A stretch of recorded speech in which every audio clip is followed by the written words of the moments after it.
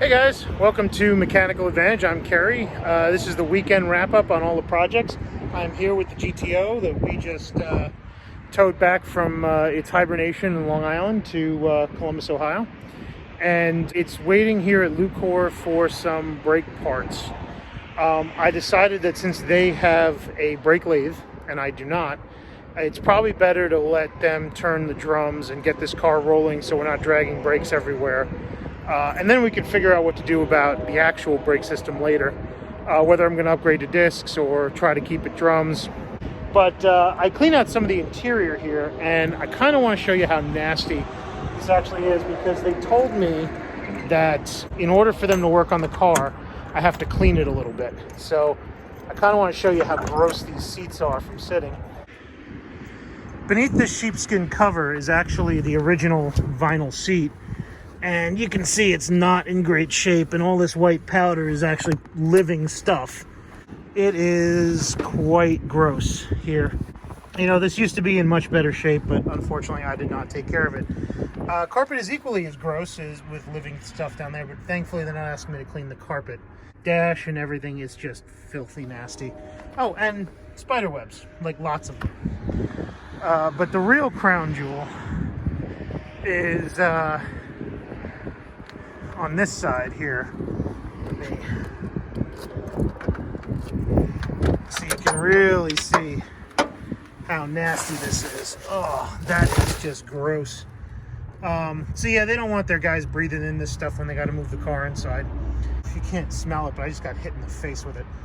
It stinks. So I'm gonna give it a quick rub down with some cleanser.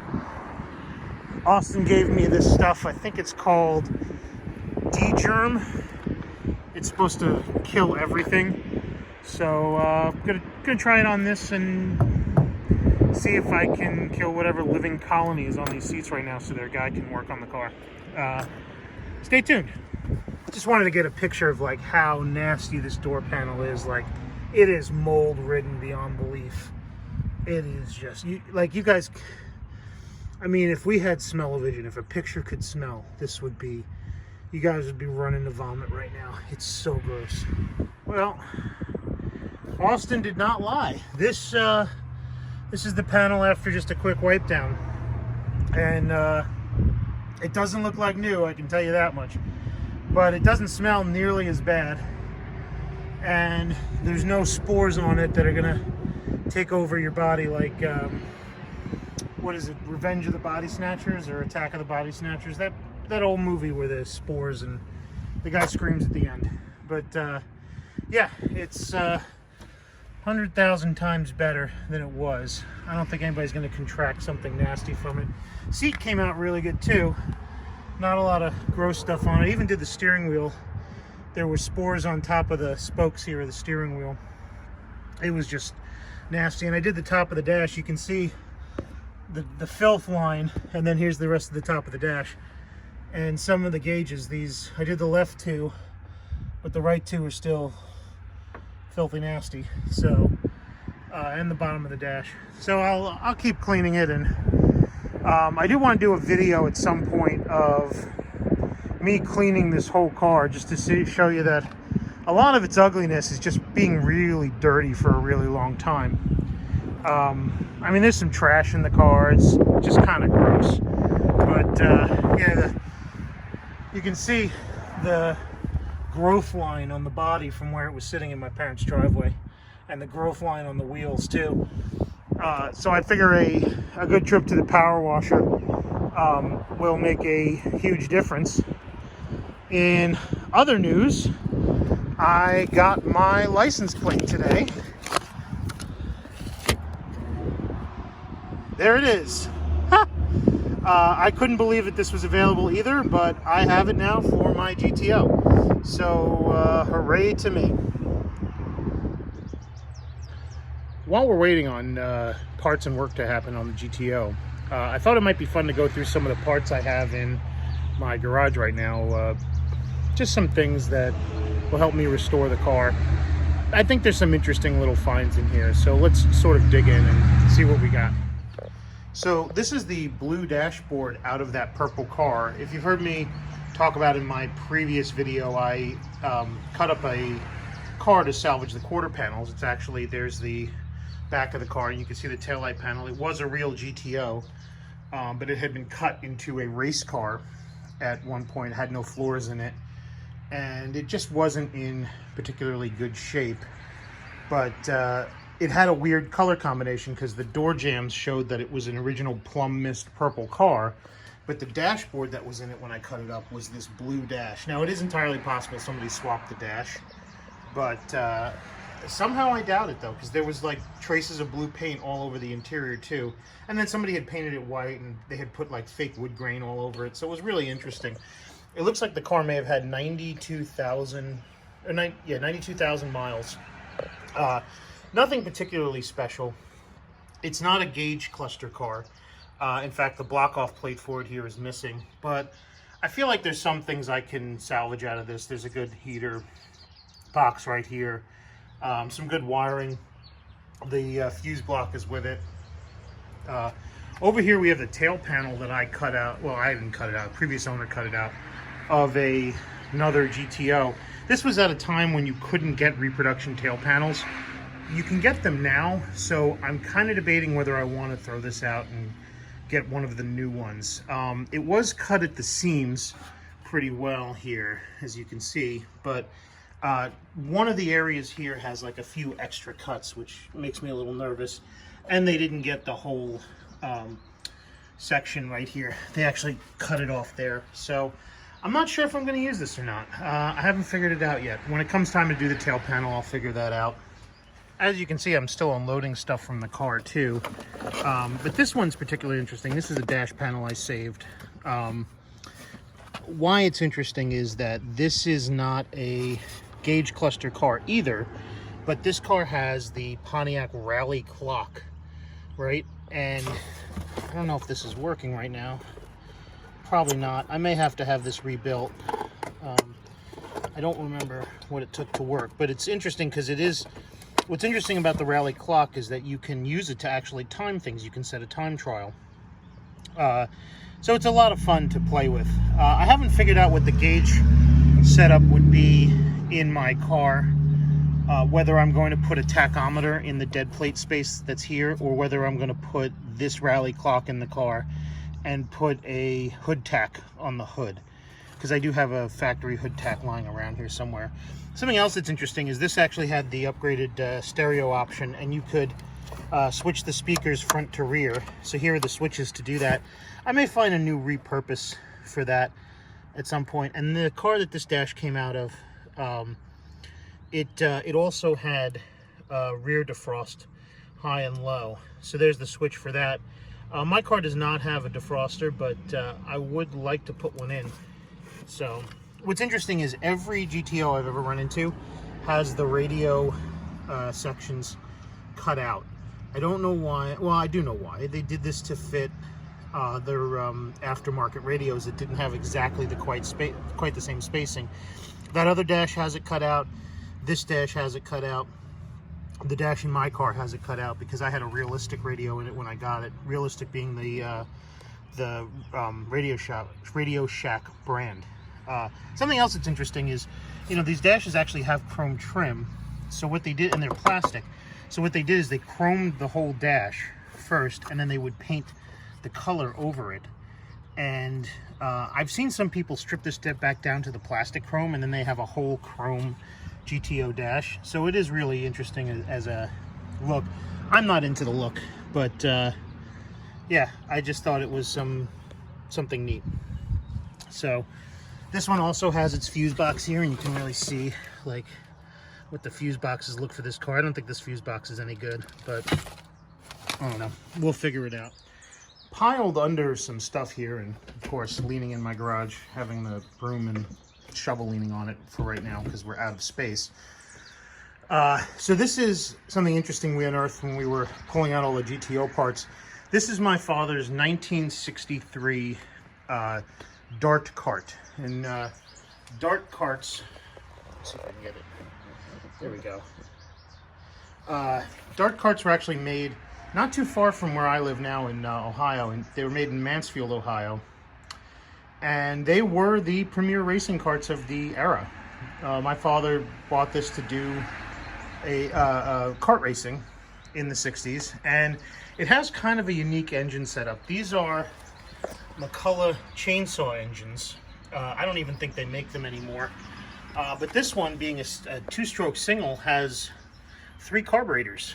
1, 2, 3. I don't know where that setup came from. I've never seen another one like it. But it is interesting. It also has disc brakes, which, if you remember that time period, very few cars had disc brakes, but your karts had disc brakes, no problem. And they're Lockheed Earhart brakes. There are some extra parts in here. There's an extra motor mount right here. There's an extra brake caliper. And the column for the engine fire GTO is actually sitting on top of all of this. My father didn't actually go to Hofstra University. I think the kart races were held at the Hofstra campus, and that's where the logo came from. But it does have this cool gem accessories period logo, period sticker that's kind of destroyed now. And you can see the plate and serial number. I'll pull this out and do a full introduction at some point, because I think this is going to be another project for my channel. I would like to restore this and put it on display in my home. But there is something else that's interesting. Austin's convincing me to make it run again and ride again, because my father rode this in the 60s, or drove this in the 60s. And then as a kid, I got it running again for a very brief period in the late 80s, early 90s. And I rode it around our neighborhood for a little while. So 2 generations of my family have ridden in this kart. And he's trying to get me to get it to run so that my daughter can take it around our neighborhood, and then 3 generations will have driven this kart, and then it can go on display in the house. So stay tuned for that on the channel. I'll pull it out and do like a complete walk around and show you underneath and everything. It's a really interesting thing. The whole thing's monocoque. Some really interesting features that cars didn't have, including these kind of awesome cast wheels and slicks. If you remember, my car runs Rally 2s, and I had said in my previous video, those had come off my friend's Firebird. They weren't the original wheels for the car. Well, these are the original hubcaps for my Pontiac. These were actually the hubcaps that the car was wearing when it left the dealership, and you can see the PMD logo. They're kind of faded out. These areas right here are usually black. Yeah, these came with the car, but I didn't get the steel wheels with the car when I bought it. It was already wearing a set of Pontiac Rally 1s.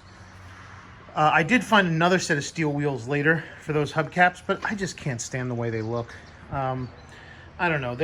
Maybe they look attractive to you, but they look kind of like mama-ish to me. So it's not something I'll probably hang them on the wall just to have them. But yeah, I don't really like the hubcaps.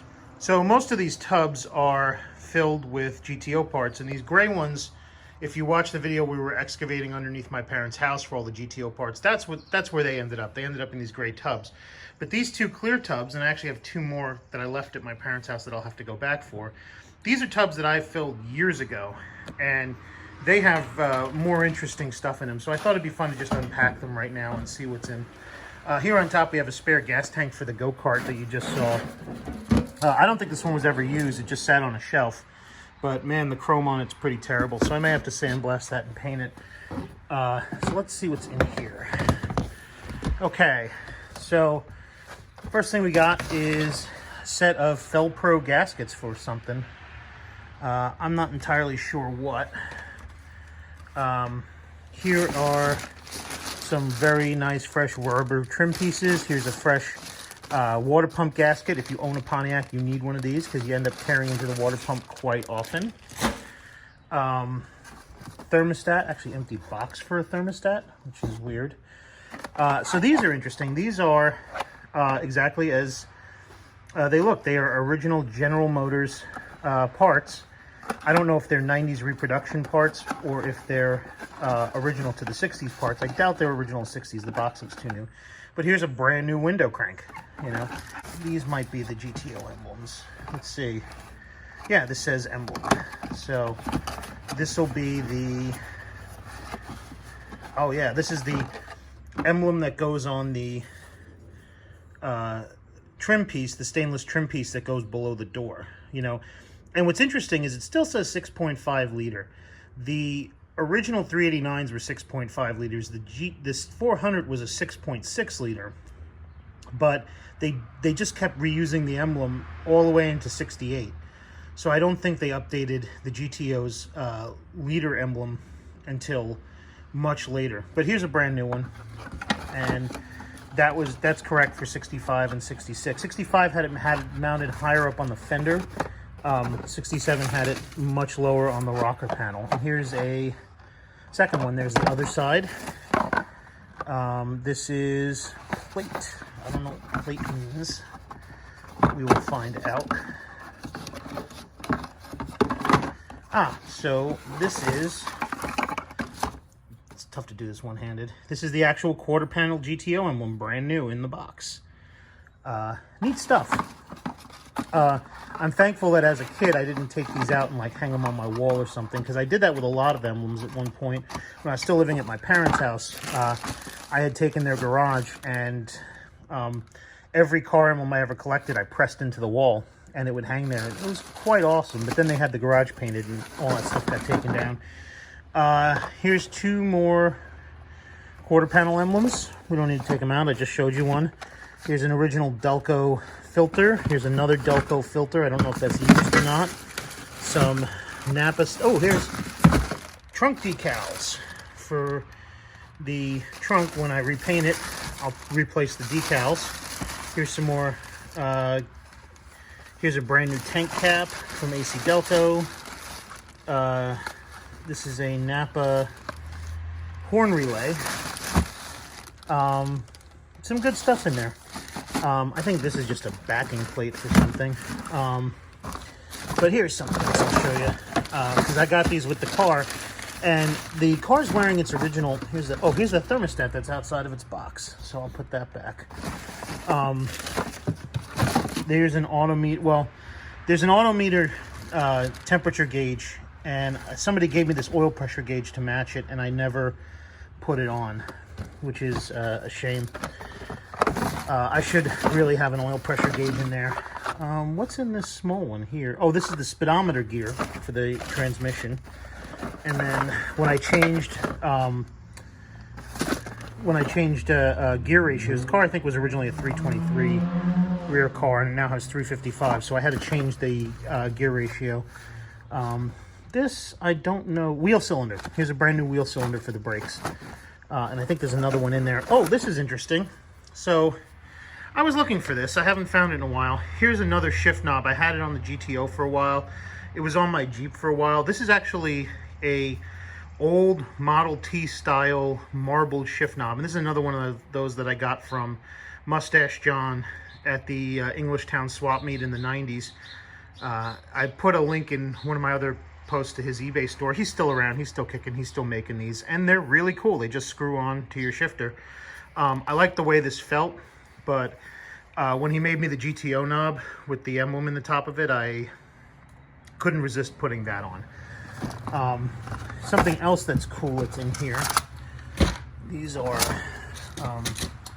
those are just clips for RC car stuff, but ended up in there. But something else that's cool is I have these. These are Mickey Thompson fin valve covers for a Pontiac 400. Not easy to find these days. I don't think they make them anymore. I know they've been reproducing them for Chevys, but finding them for a Pontiac's a little harder. These are in pretty good shape. I had these on the car for one season. They've been clear coated. Somebody restored them in the 90s before I got to them. And I had them on the car for a little while, which is why that one's filthier than this one. But I put the original style chrome valve covers on it after I had them cleaned up and re-chromed, and I liked them for a while, but if you've seen the car, they're peeling right now, so I may actually put these on now because vintage hot rod stuff is kind of cool, and opening the hood and seeing this, I may have to put a GTO emblem right on this plate here. I think that's what it was actually made for, but I don't want to drill into it, so I'll probably use like sticky tape or something like that. And then at the bottom here, and I don't want to pull it out because I don't have to repack everything, is a very nice condition taillight. This was a taillight I had started to restore in the 90s. I took the lens out, I polished it, I repainted everything, and then I just sort of threw it in this box and didn't do anything with it. The taillights that are, oh, here's the Pontiac hood emblem. Look at that. That's very pretty, brand new in the box. Well, not in the box, in the bag. Christmas lights, that's weird.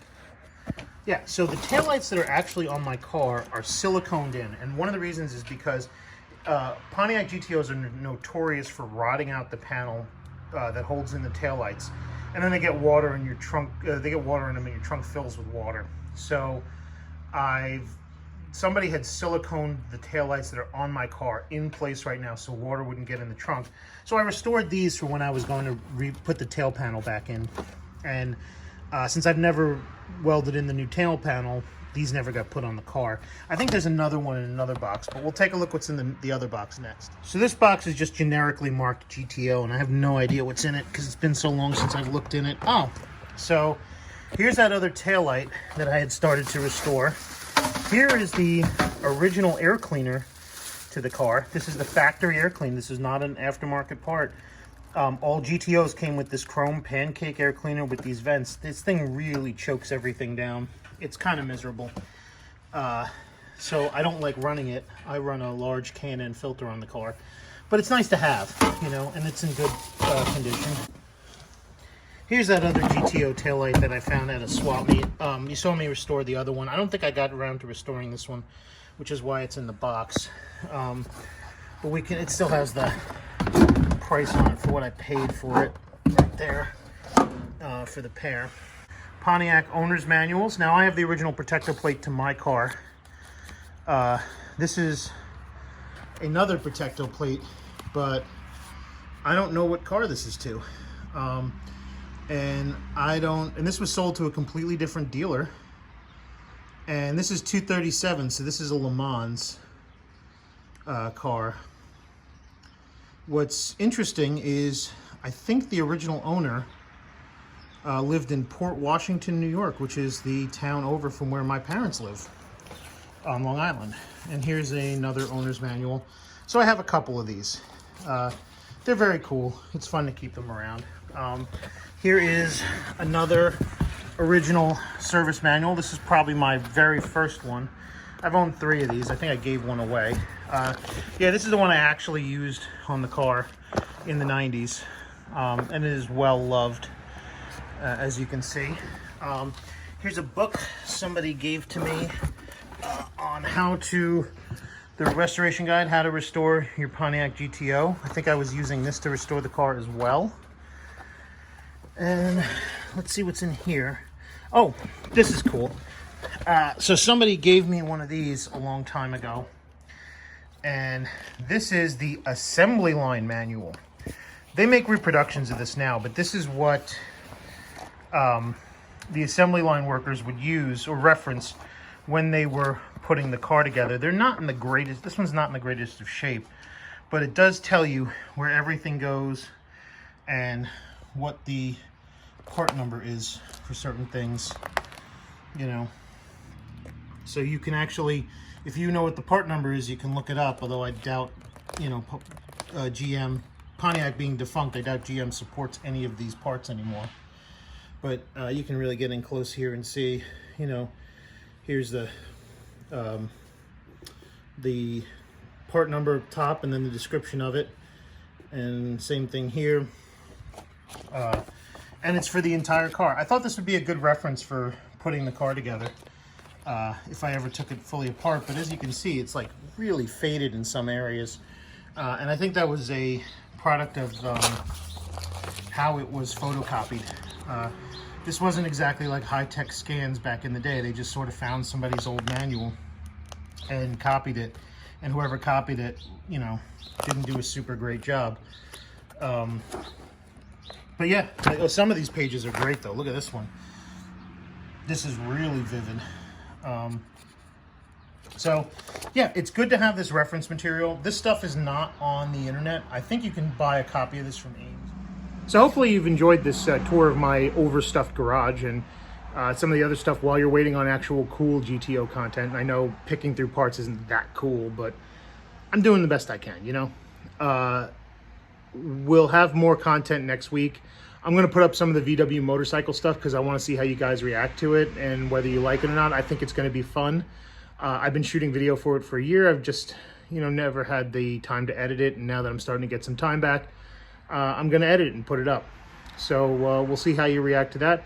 I also have to clean out my shed and get all this GTO stuff stored away so I can get the car in the garage so I can actually work on the car. The next goals for it are to get it running and stable. And then Austin and I had this idea that maybe we're going to put it on the dyno and see how many horses got let out of the corral from sitting for 20 years.